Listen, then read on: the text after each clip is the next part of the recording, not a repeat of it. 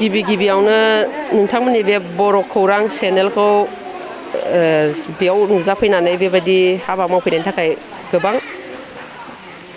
धन्यबाद थाबाय।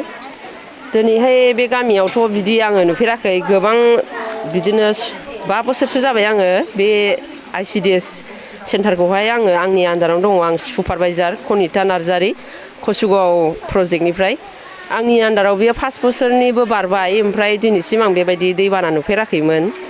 देग्लायहाय एसे बारायानो जाबाय। दानिजों खेबथामानो जाबाय बे बोसोरावनो दाख्लैनिफ्राय आरो दिनैना एसे बुरजा। बिदि न'आवबो लोमफेराखैमोन। दा न'आव हाबनानै माने न'फ्रानो बायलाजोबनाय नुबाय आङो दिनैहाय।